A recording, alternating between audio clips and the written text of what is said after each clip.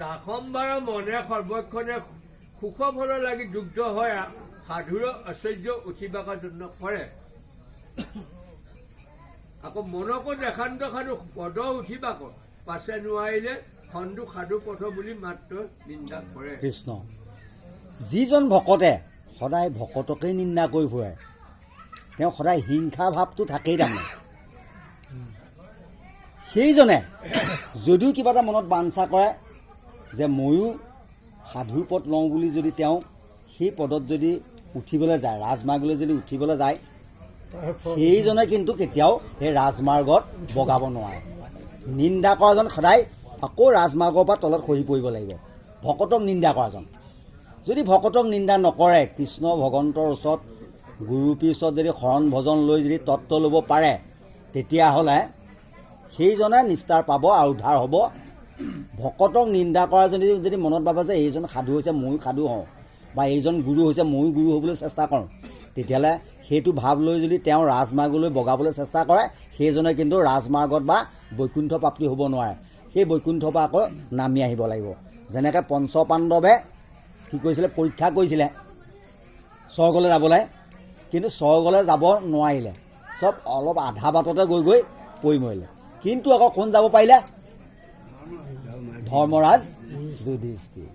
তেওঁ কিন্তু সম্পূৰ্ণৰূপে স্বৰ্গত বগাব পাৰিলে। কিন্তু বাকী ভীমেও নোৱাৰিলে অহংকাৰ থকাৰ কাৰণে অৰ্জুনেও নোৱাৰিলে অহংকাৰ থকাৰ কাৰণে কোনে নোৱাৰিলে সহদেৱ নকুল তেওঁলোকেও তাৰমানে সেই স্বৰ্গত বগাব নোৱাৰিলে। অলপ দূৰ দূৰ গৈয়ে লুটি খাই পৰি যায় কিন্তু একমাত্ৰ ধৰ্মৰাজ যুধিষ্ঠিৰে তাৰমানে সেইখিনি বগাব পাৰিলে। সেইকাৰণে আমাক এইটো উদাহৰণ দিছে যে আমিও তেনেকুৱা হ'ব লাগে তাৰমানে। বাহক বাৰু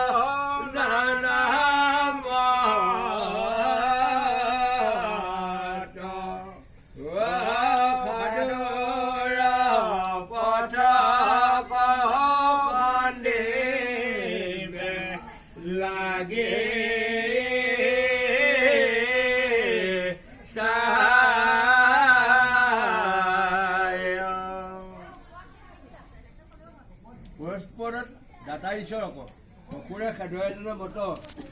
সেৱেকী হৰি শুদ্ধ পথ চন্দ হয় সেইমতে সাধুসকলৰ আখুৰীয়া ভাষয়ন নানামত সাধুৰ পথক খন্দিব লাগি ইচ্ছায়। সেইটোৱে কৈছে যে যিসকলে অনবৰতে নিন্দা কৰি ফুৰে আৰু কোনোবাই সাধু বৰ্তা তেওঁ কষ্ট কৰি শ্ৰম কৰি ঈশ্বৰ কৃষ্ণ গুণৰ তত্ত্ব ভেদ কৰি তেওঁ ল'ব পাৰিছে সেইজনৰ আকৌ পদটো ভাঙিবৰ কাৰণে সদায় তেওঁ চেষ্টা চলাই ফুৰে ভাঙিবৰ কাৰণে নিজেও নাজানে ল'ব আনকো তাৰমানে ল'বলৈ নিদিয়ে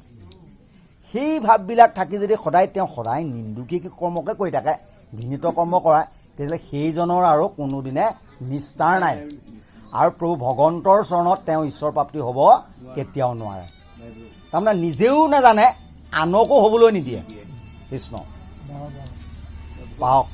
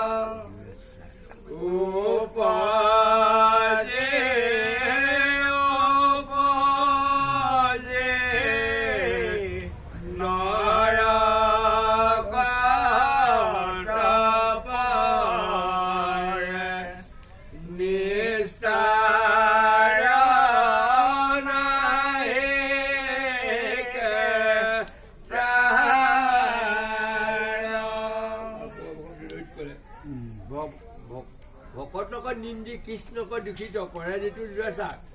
উপজি উপজি নৰকত পৰে নিষ্ঠা নাহিকে তাৰ চাওকচোন ইমানেই দৃষ্টান্ত মহাপুৰুষৰ ভকতক নিন্দা কৰি যদি নিন্দা কৰে কৃষ্ণই অন্তৰত দুখ পায় ভকতক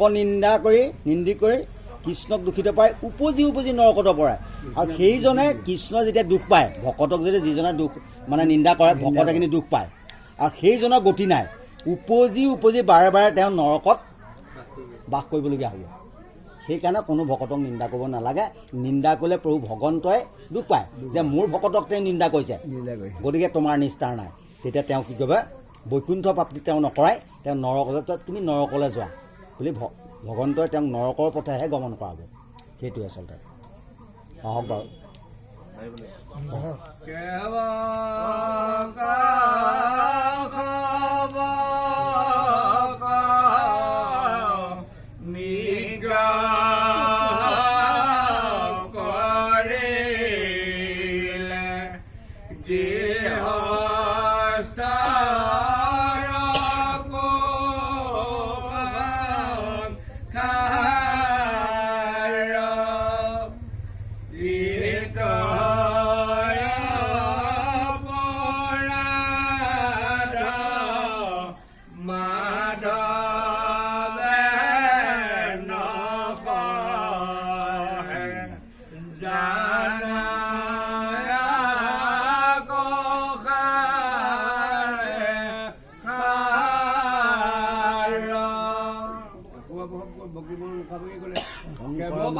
নিগ্ৰহ কৰিলে গৃহস্থৰ কুসংসাৰ ইটো অপৰাধ মাধৱে নসহে জানা আকৌ সাৰে সাৰ সেইটোৱে চাওকচোন কৃষ্ণ ভগৱন্তৰ নাম হৈছে মাধৱ তেওঁ দেৱী লক্ষ্মীৰ গৰাকী কোন বিষ্ণু সেইকাৰণে তেওঁৰ নাম অন্য এক নাম মাধৱ মা মানে লক্ষ্মী